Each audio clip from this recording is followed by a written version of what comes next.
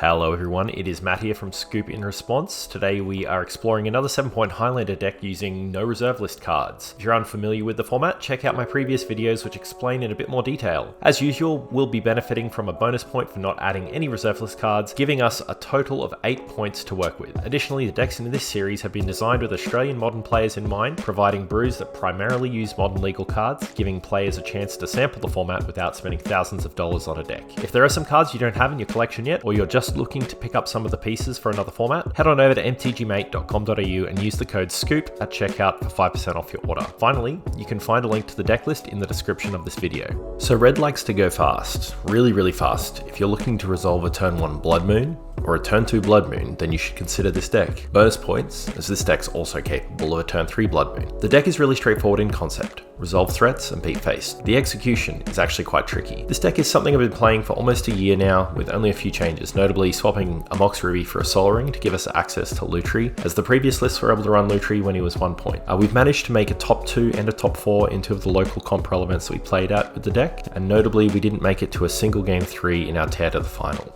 Our points configuration is as follows. We've got LinkTree the Spell Chaser at 2, Mana Crypt at 3, and Soul Ring at 3. Mana Crypt and Soul Ring make up our 6 points, but we've got a whole bunch of additional unpointed fast mana in the deck with Lotus Petal, Chrome Mox, Simian Spirit Guide, and Ancient Tomb. As I mentioned previously, we were running the Mox Ruby, but we're currently unable to run Ruby, LinkTree, and Mana Crypt, as that's 8 points. Given that we're running the 2 fast mana pieces and Ancient Tomb that all tap for 2 colorless, we've adjusted away from a few more of the 2 red pip 3 drops and added another 4 drop, which can take advantage of this colorless mana a little bit easier. LinkTree is to extend our reach with cards like Fire Blast or Price of Progress, but having it copy a Lightning Bolt is also fine. We're a tempo deck, and defining what that means in this context is very important. We want to win the game quickly, but not so quickly that we're all in on an aggro plan. We want to be making plays that get us ahead of our opponent and secure the win before they can catch up. This is actually quite different to an aggro or burn approach, where our goal is a little bit more focused on reducing the life total above all else. As such, we're a bit slower than those decks, but still plenty fast enough to slip under the average mid-range decks openers comfortably. That said, we're also more than capable of fighting card for card versus those decks as well. Our game 1 game plan revolves around our openers, which fit into 2 loose categories, with option 1 having a little bit more value if we're lucky enough to take the play. Our option 1 opener includes a way to deploy a turn 1 moon effect or a threat that creates virtual or actual card advantage. So Planeswalkers, Seasoned Pyromancer, Goblin Rabblemaster, everything like that. Option 2 is that we have a solid curve where we can deploy threats and a mix of burn spells. Cards like Robber of the Rich, Lelia, Fable of the Mirror Break are all great for this type of opener. It's important to understand that our game 1 plan is quite different to those games 2 and games 3 plans. Game 1, we're playing the beatdown, and largely we just want to ensure we're keeping viable hands that will seal the win, but our game 2 and game 3 plans change quite a lot in how we achieve our beatdown. Versus aggressive and dude decks or combo dude decks like Pod, we want to consider the usefulness of cards like Maddening Hex, Lava Spike, and our aggressive 1-drops on the draw. Versus control decks, we want to consider how we're going to play around permission and how we commit threats in the appropriate sequence. We definitely want to avoid leaning into fast mana openers with only 1 threat in hand that folds to a single counterspell. Versus 1 or 2 color decks and moon decks, we want to consider the viability of our moons and Price of Progress as a win condition. So I've mentioned a few times now that we're a tempo deck, which also means we aren't a few other things, which are sort of the same but sort of not. We're not a prowess deck, but we have 1 or 2 prowess type cards. There are better prowess lists that do a better job than we can in this strategy, so that's not the lane we want to be in. We're not a burn deck, but we do have burn spells, and there are much better burn decks in this format. We're not trying to beat them, we just use some of those cards to our advantage. We're trying to fit into the space where we can be the beatdown, but we don't need to be light speed. We're taking advantage of our reach with Price of Progress, Fire Blast, and LinkTree to finish games, but we can still follow through with fair, reasonable threats if we don't draw those finishes. 8 to 16 damage at the cost of 1 card from your hand is absolutely huge, but we're going to be telegraphing this when we buy the LinkTree, so don't be scared to sacrifice those mountains to resolve a Fire Blast, as getting to 6 mana can often mean we're doing something wrong.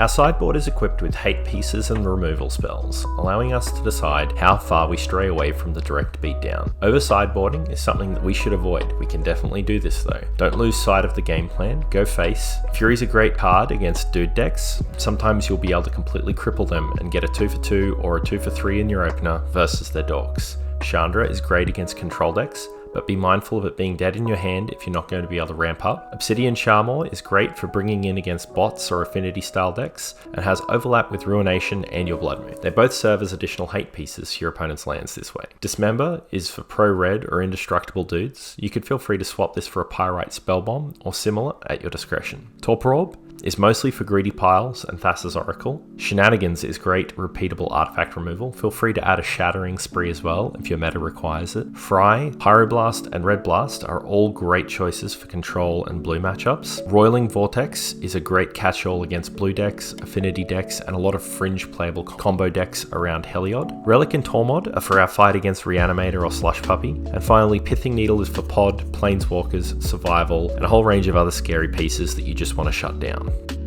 The cost for this deck clocks in at $925, with about $400 of cards needed from outside the modern pool. Mana Crypt, Chrome Mox, and Ancient Tomb are the biggest value cards making up most of the cost, and you can beg, borrow, and use code SCOOP at mtgmate.com.au to acquire these cards for 5% off of your next order, as well as supporting the channel. The great thing about this deck and getting an extra point with it is that there's almost no cards that we actually care about losing. Mox Ruby is the only card that really gets consideration for a main deck slot, and Nullrod is the only sideboard piece we're actually missing out on. Both of these cards have suitable replacements, so we're actually ahead for once by playing a non-reserve list deck. That wraps up everything we're covering on this deck today. I really hope you enjoyed the video and the insight into the deck. So I can honestly say that if you enjoy Modern in Australia, 7-Point Highlander ticks all of the boxes. It's an absolutely insane format, it's a Brewers format, and there are so many reasonable ways that you can jump into the format now without spending a boatload on lands. If what you've heard today sounds of interest, you can jump onto the Discord and the Facebook groups for 7-Point Highlander and find out where you can play locally. Thanks very much, and bye for now. Hey guys, Matt here.